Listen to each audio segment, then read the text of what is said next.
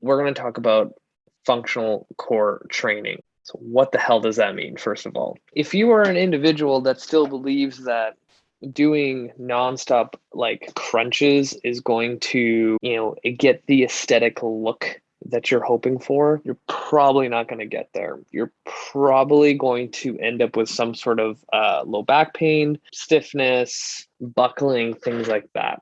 And we're going to kind of go through, number one, why crunches or any kind of flexion based core exercises is not the greatest for you. My kind of like go-to when it comes to anything spine related, core related, is looking at the best in the industry when it comes to that topic, right? It's just like if you were a bodybuilder and you wanted to get big freaking biceps to have like huge peaks on them, you'd probably want to find another bodybuilder that is known for that, has a lot of experience, and who usually comes to mind? Arnold Schwarzenegger. So you would probably want to listen to him when it comes to building huge biceps that stick out. For some reason, when it comes to other things in the fitness industry, people just go on Instagram and look at, oh, that person looks fit, I'm going to follow what they do. Whereas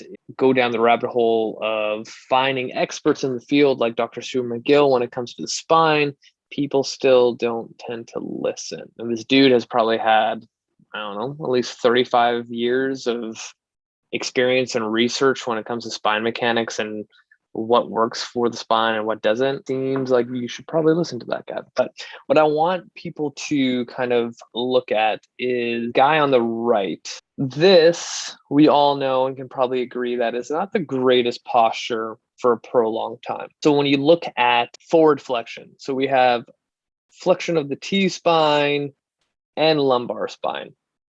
And like that whole poke neck thing, because we're all like this on our laptops looking. We all know that's not the best. We all know that when you sit for way too long, things get tight, things get painful. You want to stand up, you want to move around and stuff like that. This is how I make my point clear. What is the difference between this guy sitting and does this guy doing crunches look similar to this guy sitting? Basically the same. So here's my point. The standard general population person will wake up, go into their car, commute for an hour sitting, get into their desk at work and sit for 8 to 10 hours, then go back into their car and sit for another hour in traffic, and then come home, sit down at a dinner table, and then finish the night off sitting on the couch watching whatever show on or whatever is good enough to turn off the mind. Probably 70% of our day, we're in this forward flex position. So why would a general population person decide that, hey, on Mondays and Wednesday nights, I'm going to go to the gym to get fit, work on my health, and I'm going to finish my workout with crunches that promotes the same type of posture as me sitting all day? So already there, many of you who don't know this would be like, fuck yeah, that makes a lot of sense. So let's go even further. If you look at people doing crunches, where do people usually fatigue or feel it first? It's usually like their low back. Research has proved time and time again that our spine does not like repeated forward flexion. What happens is things like our lumbar spine here is already in flexion. So when we look at our vertebrae here, and I'm already doing this hunch posture because I'm like trying to look at the thing. We have these discs in between each vertebrae. Now imagine if you take a sandwich that's loaded with stuff, fucking loaded with a lot of meat, a lot of tomatoes, pickles, onions, everything, and you're holding it on one end because you're going to eat it like this, and you're like squishing everything so it doesn't fall through and falls onto your hand. And then you have the top portion of the sandwich that's opened and everything is pushing this way. Or you're one of those people that holds the sandwich right dead center, you take a bite and everything from the bottom slips out, right? So you have all this pressure on one end and you're pushing all the other stuff on the inside between the two pieces of bread out towards your plate or onto your hands. So our spine is very, very similar. So imagine all these discs are the inside of your sandwich, the delicious stuff. And our vertebrae, say let's go L5 and L4, are our two pieces of sandwiches and two pieces of bread, sorry. And we squish one side, all the stuff comes out this way. So your disc actually pushes out. So that's called a bulging disc, and a really, really freaking common. And what's kind of like all in front of here, a lot of fucking nerve endings. Once that disc gets pushed out, it could push against one of those, and now you have low back pain, sharpshooting kind, where it's nerve related and nothing that you do helps. Stretching doesn't help or anything like that. That's, again, a whole nother topic. Nerves hate being stretched. What do people with low back pain do first thing in the morning? They want to stretch their low back, which is like the worst thing you can do. That individual that keeps sitting all day, keeps going to the gym, doing crunches and other exercises that, just other crunch variations that end up putting your lumbar spine into flexion, you're just like feeding the fire, the fuel to the fire to make your low back really pissed off. The other thing that I always get, so sometimes I'll talk to a coach that still believes that crunches is still a great core exercise. They'll make the argument, well, if you bend your knees, you're not going to have your low back involved and your lumbar spine will be neutral. I'm like, okay, well, let's go down that pathway. So kind of similar to like this guy, right? Like it kind of looks fairly neutral. So for that person that sits like this for a long, long time, our body tends to like to stay in that posture, because this is what happens. Our body adapts to whatever stress you put on it. So an example is you go to the gym, you do a bicep curl with a 15-pound dumbbell. You do 10 reps, the next day you're kind of sore. So the next week you go back to the gym, you repeat your program or workout, and you decide to go back to that bicep curl. And the moment you start doing bicep curls with the same weight, same reps, like your body adapted to that stress, everything repaired, because your nervous system goes, okay, the next time we do this, we're going to make sure that we're ready for it. So now you have to follow the principle of progressive overload. You have to do more volume to get that training effect, right? So our bodies are really efficient at adapting to what you throw at it. So it goes for everything we do. So in this case, when we sit every single day, our body wants to get really efficient at doing it. So it's going to help you, in a shitty way, to get you more efficient at sitting. So in order to be in this position, like your hips are in flexion. So imagine if this guy's feet or legs were straight, and now we bend them to be in a sitting position that is flexion of the hips. So your body goes, well, you have these things called hip flexors. I'm going to keep them tight to make you more efficient at sitting, because it requires hip flexion. Our psoas major, which is our hip flexor. All right, so hip flexor, and it goes right to where our femur is and our femoral neck, and it attaches. Oh, look at this. Look at all these vertebrae, basically L1 to L5. Our hip flexor goes right towards that lumbar region. So that person that sits all day, all of this stuff is super fucking tight, and it connects to our lumbar spine and it pulls down on it. So now you have tension on the lumbar region, and it's kind of that like trifecta almost. We're getting to that point where there's so many things that we're doing that is constantly feeding the fire to more low back pain, right? So you bending your legs to help you with crunches is not actually doing anything, right? You're still going to get lumbar flexion or flexion in the higher vertebrae, say like T12, T11, whatever it is, and you're still going to promote those discs being pushed and squeezed into positions that you don't want. Say I'm chatting with another lovely coach out there that believes that our spine needs to be mobile, which it does. But I'm always speaking for the general population. So there's something called a Jefferson curl. The Jefferson curl, you start in a straight position, like just standing with a kettlebell barbell. It's traditionally done with a barbell. And you slowly lower your spine until you get past your toes. So this is a great example of what your spine absolutely fucking hates if you're a general population person. Loaded forward flexion. Research has time and time again shown that when you load flexion, you have a really high chance of injuring yourself like royally. And this is the thing too that I've seen in clinic and in practice with clients is that with low back pain, it comes out of nowhere. You have no idea what triggered it unless it was like I picked up my kid and my entire back gave out. Most of the time, like low back pain will like creep up out of nowhere. And it could be what you do in the gym in combination with your lifestyle and weird movements that you did in the morning or something like that. In theory, this could be a good exercise for some, but not many are meant to do that.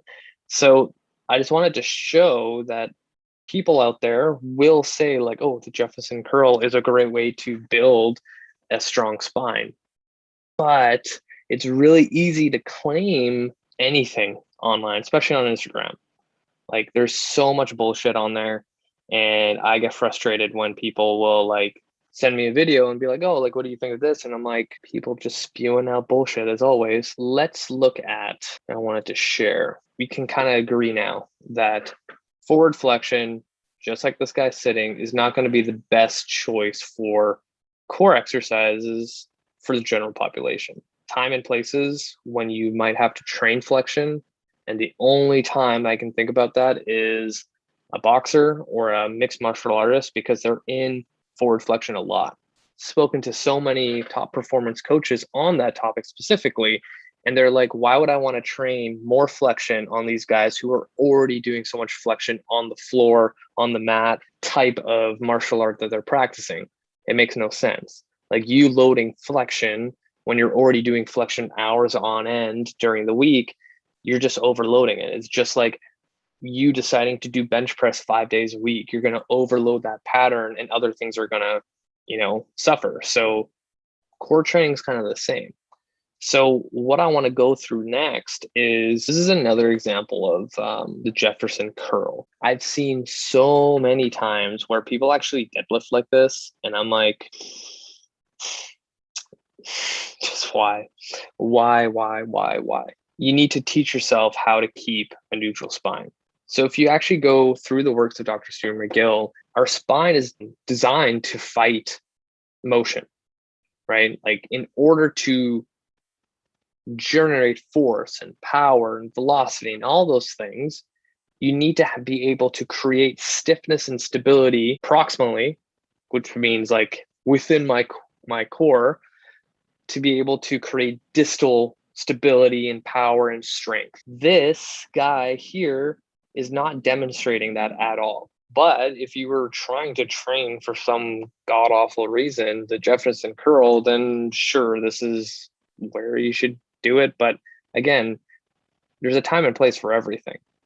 For the general population, it's like you ride your bike on the weekends for fun, but then your friend is like a downhill mountain biker that's professional and they're like, you should come do a black diamond run. Like that's literally the same thing. Like the chances of you getting injured and falling on your face and breaking your like collarbone is pretty high. So like you got to kind of know where you're at.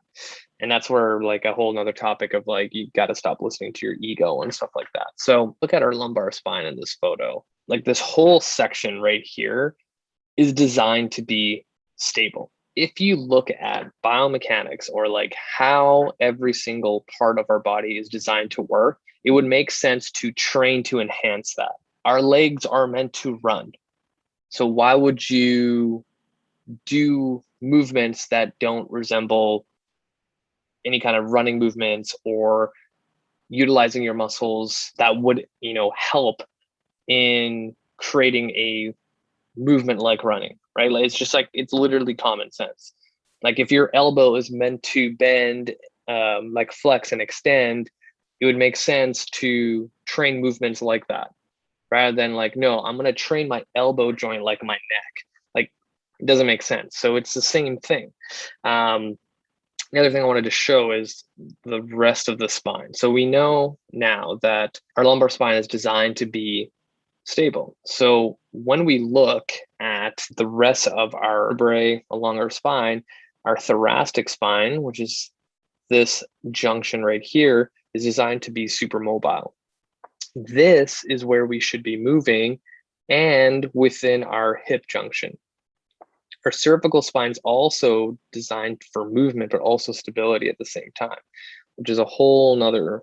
If we know that our lumbar spine is supposed to be stable, our thoracic spine is supposed to be mobile, how do we train our core, that's not crunches, to one, get the aesthetic look that we're hoping for, and number two, preventing any kind of low back pain or injury and utilizing functional core exercises. So number one, like a lot of times when people want to continue doing crunches, it's because they want to get the aesthetic look. So if you look at EMG studies where they literally attach like electrodes to you and things like that to see how much muscle activation, like comparing a crunch to a front plank, the crunch is quite low, right? Whereas the front plank requires a lot more stability, which requires a lot more muscle fibers, which requires more calories to be used for energy expenditure, which means then you're going to get closer to your fat loss goals.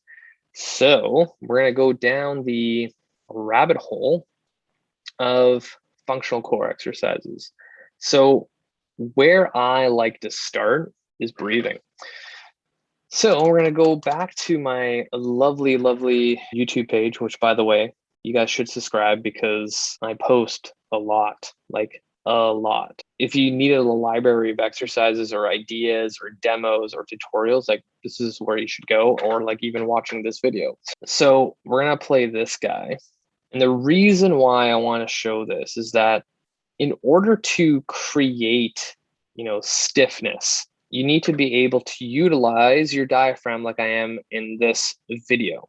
So as you can see, my chest does not move at all. And then look at how much that diaphragm expands and then is able to come back down to resting. So this teaches your body how to create stability. I kind of look at breathing as your first domino piece of the puzzle to create core stability. So a lot of times when I get them into this position, they kind of just breathe through that top hand. They've learned a new way to breathe with their chest. And then you wonder why people's traps are super tight and their neck is super tight. So when you create intra-abdominal pressure, it all starts with breathing. When you look at, again, lumbar spine, you remember how we had the photo of our hip flexors, right? So if you look at my hip and then the psoas major like comes up to here, passes the lumbar spine, it kind of goes where our diaphragm is. So if you know that someone sits, they have tight hip flexors, and you know that the hip flexor kind of runs close to the diaphragm and you don't know how to use your diaphragm at all, it would probably make sense that if you trained your diaphragm to move more effectively, it could release some tension on the hip flexor, and then in return, your low back won't feel as tight. So our diaphragm can expand in kind of like a 360-degree expansion. So not only is it able to push out, but it can also go on the side. So this I like to utilize kind of with patients who are, getting better at breathing, and get them on a sideline position and place their hands here and try to expand in this position. This is very, very difficult. I've seen with a lot of people that sometimes they'll end up being able to do one side and the other can't. So now we already have an energy leak. So how are you supposed to create stability when you can't even breathe into one section of your, core, your torso, right? And then if you look at from this side, if you look at my thumb, like it expands, like I can breathe into my back essentially. So that would probably play a huge role in creating low back stiffness and like safety if I'm going to deadlift, right? Like it makes sense. So once I teach my body how to breathe, now I know how to create core stability. I know how to create stiffness. And I like to go into what our spine, aka our lumbar spine, is designed to do. So if you look at what our core is designed to do to protect our spine, it's supposed to fight movement. So what are the movements that we need to fight off? So there's flexion, there's extension, there's lateral flexion, and there's rotation and hip flexion. So some basic things would be like a front plank or a side plank, but things like an anti-rotation press, which I absolutely love, the moment I press out, the cable, and you can't see this invisible line, is pulling my body inwards. So in a half kneeling position, what I love about it compared to standing, this right glute of mine needs to squeeze. And how many people want better looking glutes? So here you go. There's an isometric right away. Also, how many people I've been told by their physio or chiro that their glutes are not strong enough and their hamstrings are super dominant and they get low back pain when they do a glute bridge. So already I'm like tackling two things. You're also teaching this right hip how to stabilize. How many people have had hip pain, knee pain, ankle pain due to weak hips that can't stabilize? All right, so we got three things. So now we're gonna do a press with that cable, and we're extending the lever, because like just standing here in that half kneel position, yeah, I'm getting pulled out and I can learn how to stabilize. But the moment I start pressing out, I have a longer lever, which requires more for me to stabilize. So I'm going to create that stability. And then, something like this that I do with people that start off, I will add that front raise. So not only am I fighting rotation, I'm also fighting extension. So the moment I'm bringing my hands with the cable up towards the ceiling, going into flexion, I'm fighting extension, because if I go all the way up towards the ceiling, I'm going to be in an extended position where, it'll be easy to utilize my low back, which I didn't even mention. In a half kneel position, it's really hard to extend through lumbar spine. So it's another way to teach how to utilize hips instead of low back, and reteach your body how to utilize your hips. Also, this other exercise, when you get to the very top, you're also finding anti-lateral flexion. So in this one exercise, I'm teaching my body so many different things to bulletproof it, to ensure that I'm not injuring my low back down the road. Favorite pieces of equipment is the TRX. So number one, when you place yourself in a TRX, like I am right now, there's a lot of unstable positions, because like these handles move all the time. So I have to create a lot of stiffness, which my lumbar spine really, really likes. And I'm actually happy that I chose this, because it is one way to train our core effectively. But now look at my lumbar spine. There is some flexion in here. So let me try to stop. Boom, flexion. So remember how I said our spine does not like flexion. The moment, like, this is the cool thing about our industry, but this is also a kind of a shitty thing, because people end up taking it too far and spewing up bullshit. The moment you know the rules, that's when you can break them. So yes, I'm putting my lumbar into flexion. It's not loaded. This exercise is an advanced exercise that most general population people won't be using. But this also comes down to a coaching thing. So us coaches should also be coached. So if I had a trainer and they saw that, they should be good enough to be like, hey, keep your hips lower, make sure you're not rounding. But then if you look at my anatomy and the exception of the rule, if I'm able to get into that position, I should be able to train in that position. So there's a lot of, here's one way of doing it in my industry, and then here's another way of doing it. So there's always an exception to the rule. So if I saw a client of mine who has low back pain, or just like a client of mine that has low back pain in general, I wouldn't give them this exercise. If I had, say, a yogi that is super flexible and their spine is like a freaking like noodle, I wouldn't be worried about something like this. If I had a general population person and I want them to give this sort of exercise doing hip flexion, I would get them not to drive their knees as far as possible. I would get them into a position where it's at 90 degrees. I'm going to show an example of, if you look at me here, doing a slow motion mountain climber flexion, just like the atomic crunch, but now look at my lumbar spine. Super neutral, super stable. And I hold this for a while to teach my body how to stabilize hip flexion. The other video is just a great example of how there's always exceptions to the rule, right? So this is what I actually would teach to a client of mine or a patient.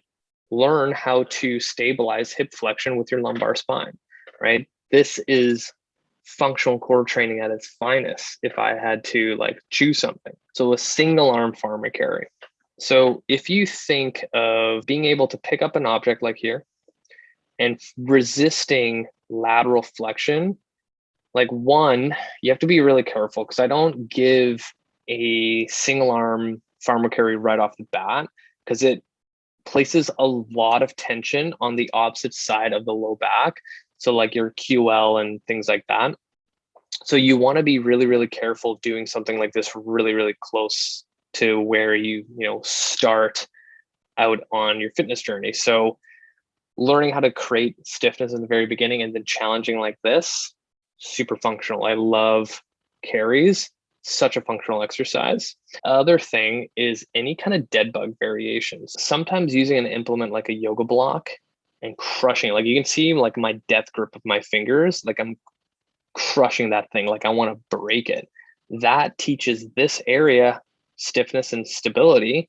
And now I am teaching my body how to fight one extension, but also hip flexion. Because like if you look at that, that's hip flexion, but just in a different position. And that's the cool thing about training is like, okay, how can I do hip flexion?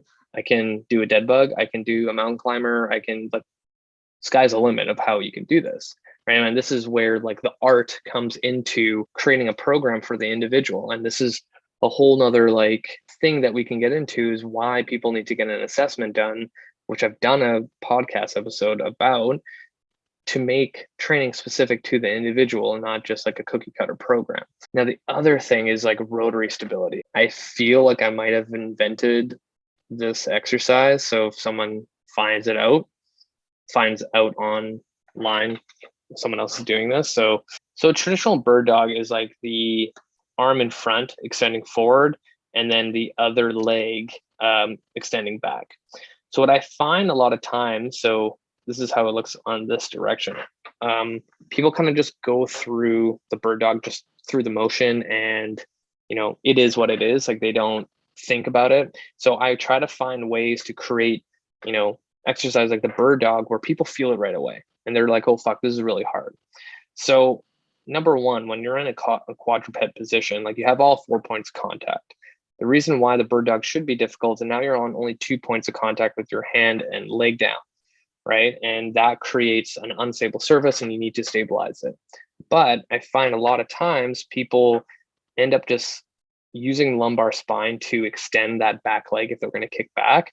And then they end up like extending their arm up and they end up arching and it's just terrible. So I thought of, okay, number one, I'm going to make an isometric. So when I do this bird dog variation, I hold this position for 10 seconds and then come back in. And in that position, I'm telling people like, drive that fist even higher, drive that knee even higher. So they're trying to get more tension, more feedback, and they feel it right away. But the other thing too, what I thought about this exercise is like, what are 2 other things that people are terrible at? They're terrible at activating this stuff on the hip, like those external rotators, right? So the stuff that like lateral lunges, step ups, like stuff that requires a lot of single leg strength all comes from those hip stabilizers. So people are terrible at it. So I'm like, why don't I add like hip flexion and hip abduction and hold it isometrically for 10 seconds? The other thing that people are terrible at are shoulder mobility in general, especially external rotation. So I have this arm in abduction and external rotation. I'm telling people to like use their fist to like drive it back as much as possible, and they feel it right away. So now I have 3 things. So like core stability from the bird dog position, hip stability, and shoulder stability, all working all at the same time. right? So this is the kind of stuff that people should be doing. And it blows my mind that people still fall into those patterns of like, oh, I'm just going to go do crunches or like whatever, go on a machine that does the crunch for me. Like, stop, just stop.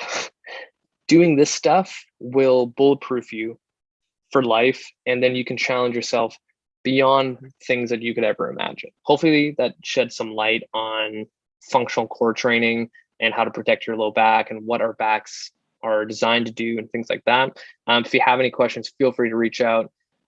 Thank you so much for listening and watching. And for those who were just listening this whole time, 100% hit the show notes and watch this episode, and add me on Facebook, add me on Instagram, share this podcast with your friends and family. Thank you so much for listening. You guys are amazing. Until next time, and let's stop the screen share. And that's it for me, you guys. Till next time.